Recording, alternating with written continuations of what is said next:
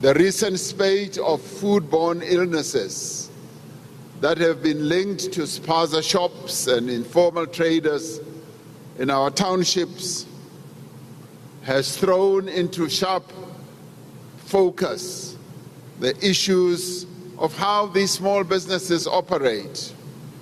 They've also thrown into focus the health and the safety that these small businesses should operate with.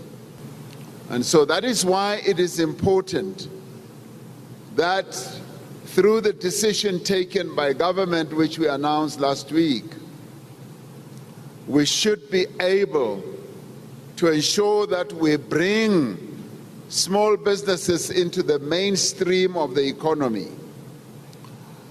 We have decided that we want Spaza shops that are operating in our townships and our rural areas must be registered.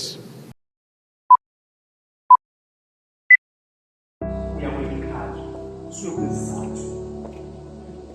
the question is, ngabe konke labantu abaphatha ama-Spaza shops eSouth Africa ngesikhathi bengena eSouth Africa i-document yabo yayithi bona banama-qualifications okuzo-operate ama-truck shop eSouth Africa ngoba abantu eSouth Africa abanaskill noma banayo i-capacity eSouth Africa yoku-operate ama-truck shop, because uma ungena kwelinye izwe kufuneka wazi ukuthi uzokwenzani iskill sakho esingekho kulelozwe, or else uzohlala isikhathi esingakanani. Lokhu ngabe ukuthi i-project uzoyenza lapho mhlawumbe ngabe umsebenzi ngabe uzohamba i-bridge uzenza iskill sakho from that other country, kufuneka kucace ukuthi lo project izophela emva kwesikhathi esingakanani. If uyi-bridge uzoshaya 3 years, kufuneka wazi ukuthi wena into yakho ukuthi uzokwenzani eSouth Africa. Ngabe abantu abaya-South Africa shop ikhona i-document mhlawumbe ngeke for the first day eSouth Africa eshoyo ukuthi each and every person orun i-truck shop eSouth Africa wangena eshilo ukuthi ngizorun i-truck shop eSouth Africa. That is what you want to know as a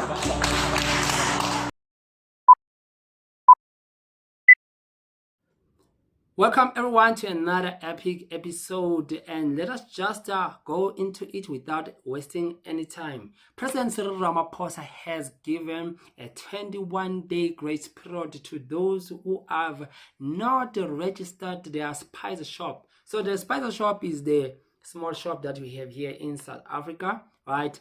But it has been directed to foreign nationals.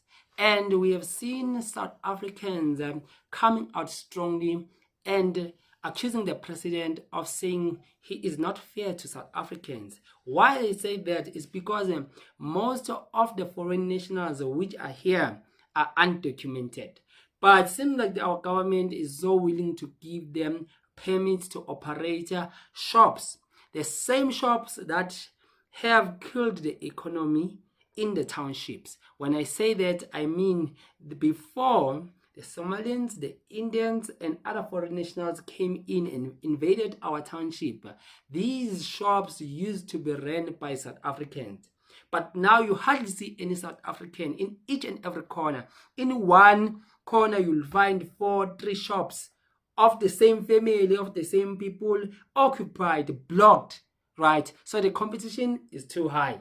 While Mkhize is somewhere alone struggling, then is surrounded by 4 shops in his street, which are foreign national owned, right? So what is our government doing? They are so willing to now promote these guys by giving them permit, right?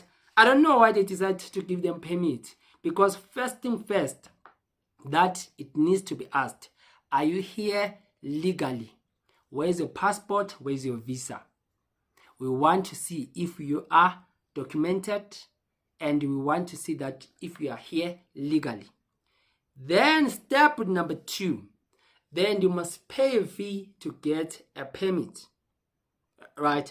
But now it seems like our government is jumping step number 1. They want to issue permits to people who are here illegally, and that becomes a problem to South Africans, right? So what has been said about these foreign national Spaza shops? This is what has been said.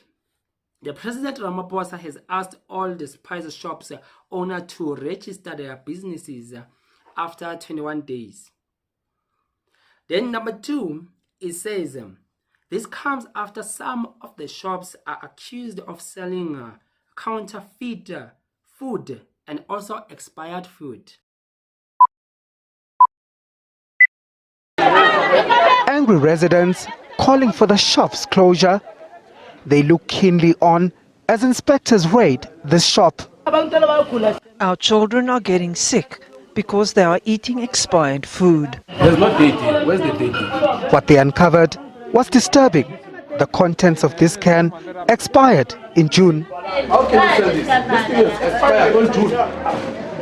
But you're selling for the community. We asked the shop owner why these products were still on his shelves. Mistake. Yeah. Next time, each and every manufactured and expired date, one by one, identified. 27 July. And can you see it here? At another shop, more expired goods found stored in a bedroom inside the shop. You sleep here with food? Yes. No. You cannot say no. And meat with tampered labels confiscated.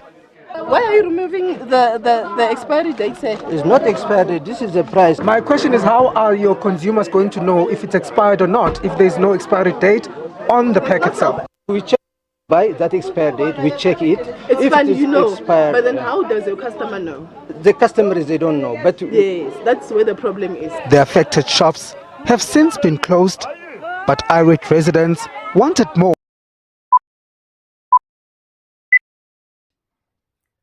Number 3, the death of 22 lives even connected with foreign-owned spice shop.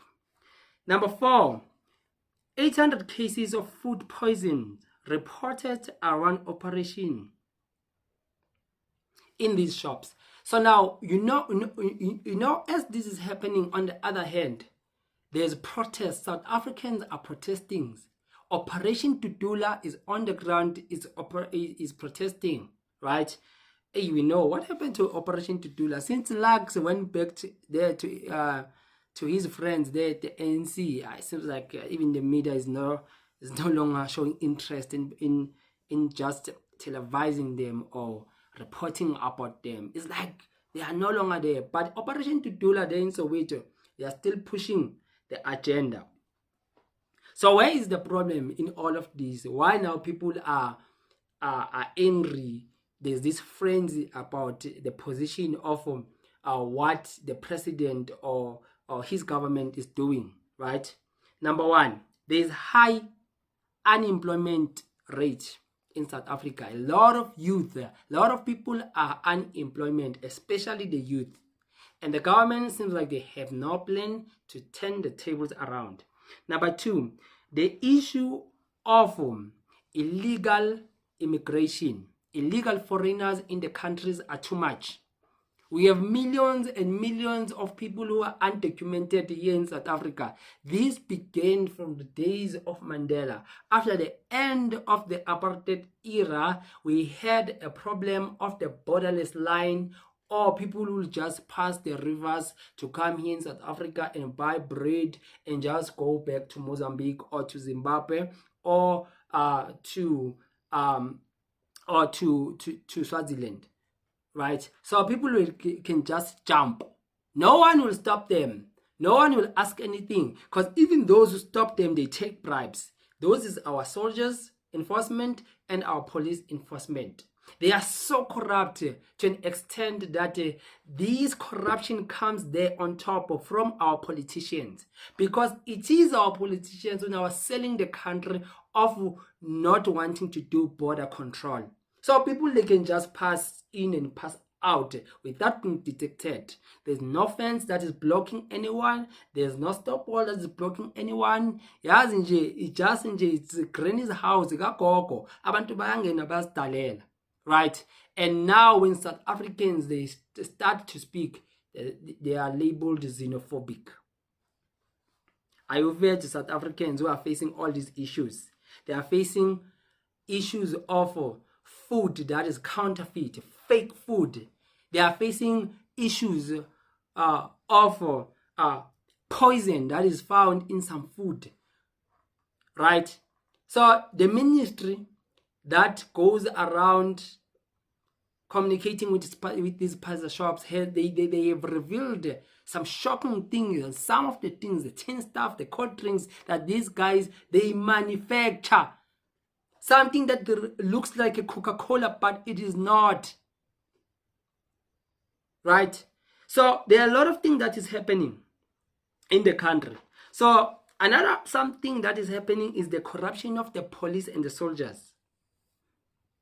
Because when they meet someone that's undocumented, they rather choose to take a bribe than to allow the law to take its course.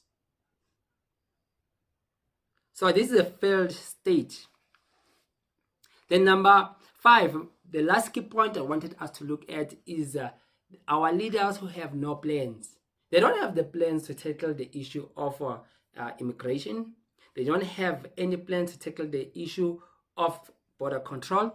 They don't have any plans to tackle the issue of how to end corruption on their police officials and their soldiers and those people who are working for the government who are taking bribes.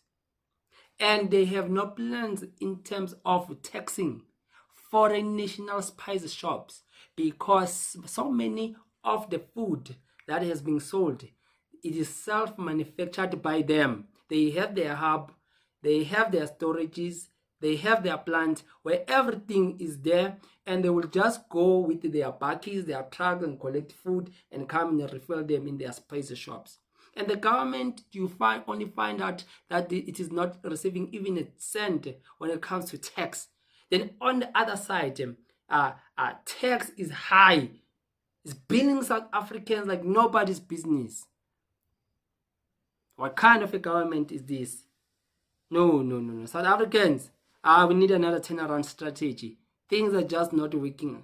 As they are not working. We need another working strategy.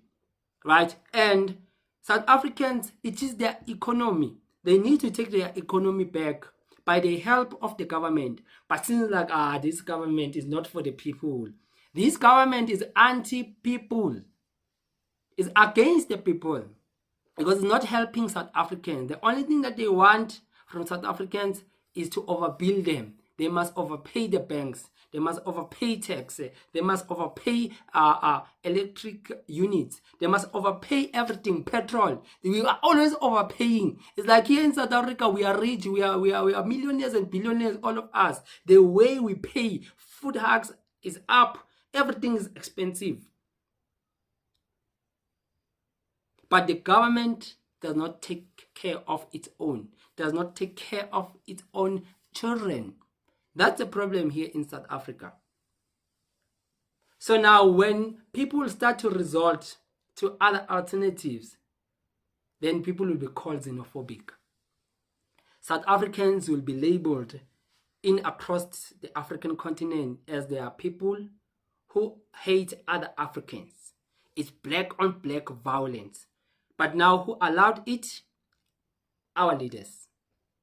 Let me speak about something that is happening right in Joburg while I'm at this, right? So in Joburg, I'm sharing this testimony. Maybe some of you, very few people, they know this. A lot of people, they don't know what I'm about to share. So Joburg had some different sections coming from Hillbrow, coming to North Taxi Rank, and going to Bree, right? So, and going to the side of Faraday. Those who are familiar with Joburg, they know that. So, in every section in Joburg, you will know that here I will expect, in Faraday, I will expect the Zulus. In Hillbrow, I will expect the Nigerians. Then in Bree, I will expect a lot of tribes together, especially people from Soweto, because a lot of transport that is found is going to the Soweto side. Okay, so it means you'll find a lot of South Africans there. So, but there's a side in Joburg whereby you know that you'll find a lot of foreign nationals, like in one place, occupying the buildings, renting, doing business, doing street merchandising and doing a lot of things just in gym, controlling everything that moves there in Johannesburg, right? So in Johannesburg, there was a business I was running. I was trying to get a spot there in Johannesburg, and you know what I found? I found that in Johannesburg, everything has been owned by foreign nationals. Everything, including the stop sign, including the robot, including the pavement by the sideway. Everything is been owned by someone who is a foreign national in Joburg. You can't just come with your table and you put your sweets there or your bananas and you start selling. A person who does not belong here in South Africa, who is here illegally, will come and ask you, who are you? Why are you here? And you'll explain yourself. And after explaining, you'll be kicked out. Because everything in Joburg has been owned. Everything. And you know who is supporting all of this? Is the ANC politicians who are using what? Metropolis to do what? Damage control. What do I mean by that? I mean Metropolis are the ones who drive around and take stuff to those people who are not paying them. So there's a fee that is a protection fee in Johannesburg. I'm talking about the CBD. So if Metropolis, we are not giving them any bribes or we are not paying, you are not recognized, you'll be moved. That is why sometimes you'll see here in Joburg, as I'm playing the video, you see the video now as I'm talking, you will see that they will be chasing after people, according to them, who are selling illegally. Now the question comes, who is legal, who is selling there in Joburg? Who is legal, who has the permit there? It's because they give permits to those who are bribing. They don't care whether you are South Africans or you are not. To be South African in this country, it means nothing. Don't ever try to boast about that and say, I'm South African, I'm South African. That thing does not work.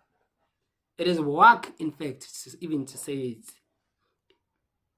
It is shaming even to say it, because South Africans are treated like they are foreign nationals. They are foreign nationals, South Africans, here in their own country.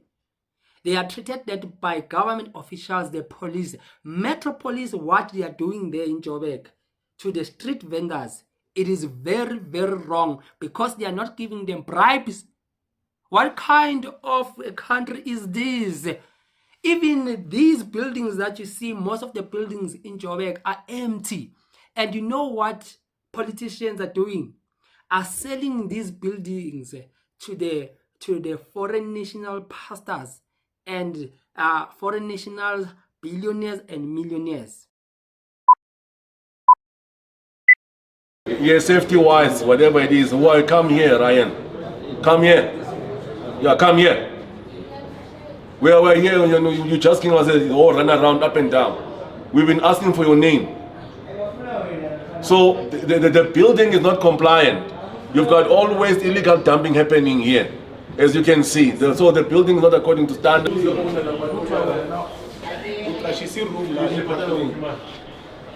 Yes. And this is the information that we got from inside. That have gone to court, and through the courts, they have managed to get ownership of some units in this building, and the people are paying them rent. However, no services are paid. This has been admitted by the people who stay here. No services are paid. I think you saw that there's also dumping in the passages of the flats. No electricity is paid. No water is paid. The people have admitted that they pay rent, but there is no services. There's no City of Joburg connections that have happened here. They don't even get municipal accounts. So Park Lane is confirmed that it's a hijacked building. We have asked one of the gentlemen that they gave us his number, a certain Rayan. He says they own 17 of the 40 units here. but he cannot tell us how did they get these 17 units.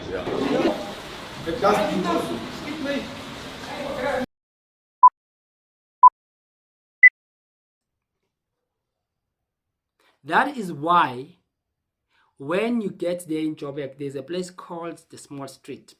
So when you come from north, going down to Faraday, yeah, it's just you can just walk inside Small Street. It's like the center, the mall of Joburg. Yeah, in the center of Joburg, in the harbor, in the heart of Joburg, Small Street. So Small Street is a place and the neighboring buildings that it's most occupied by Somalians and other Africans who are coming from maybe there by the Middle East on top there, right? Let's talk about that. So now what is happening is that you South Africans, I implore you, please, when you get there by the Small Street, go inside all these shops and ask who are owning these shops. From going up to down until you reach Carton Center, you will never find a single shop that is run by a South African. You know where I get this? I was running a biltong business whereby I wanted to put some kiosk there to sell biltong, to sell ice cream, you see, pep cones, those nice things. You know what happened to me?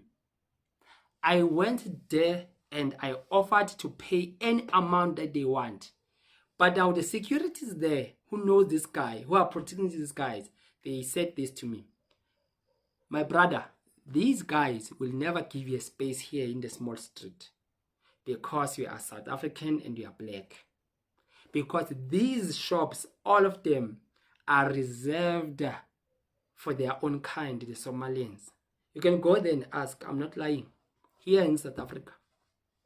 I don't want to speak about the China City, China Mall, Dragon City. I don't want to go there.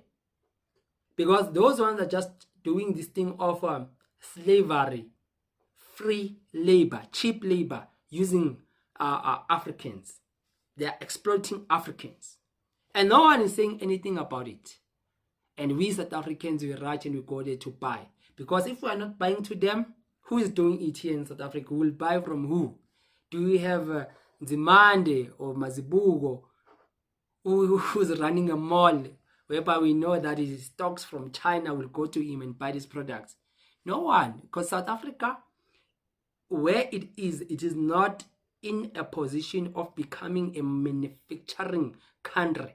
It is a consuming country. We consume everything that comes from foreigners and we produce nothing that comes from our souls. Even those who produce our own minerals, they are not from here. They are investors, the same investors that Ramaphosa used to tell us about. So what am I saying about all of this?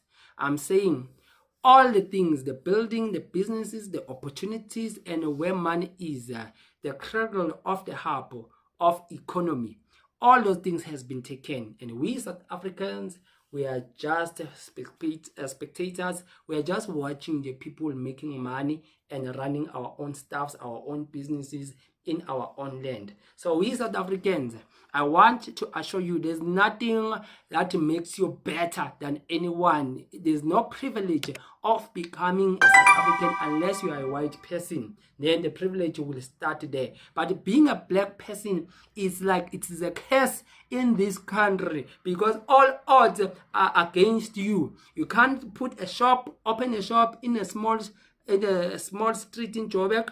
You can't put a shop in the corner somewhere in the robot in Joburg. Someone owns it. So we are blocked. So what do you want us to do as South African?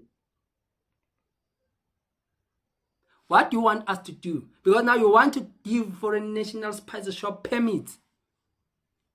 And now when we operate Spaza shop, you'll deal with us and stop us. I just feel like we are in jail in our own country.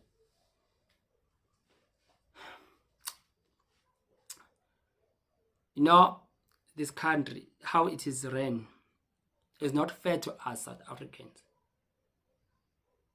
So when the South Africans, then they start to react, they will be labeled as xenophobic, they hate other Africans. Let me just end there.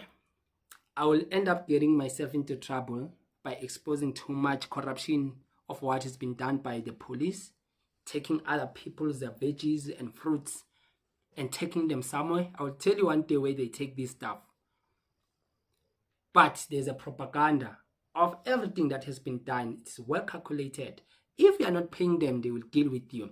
Please don't forget to leave a subscription and just press the subscribe button. Remember, it is free of charge. You pay nothing. This will help the algorithm that the YouTube will take this video very high and up so many people see this video. And please don't forget to leave a comment on the section below. Let us hear what is your thought on the matter. If you maybe have any question or comment, you want to add something, please leave it. Until we meet next time, and I'm out.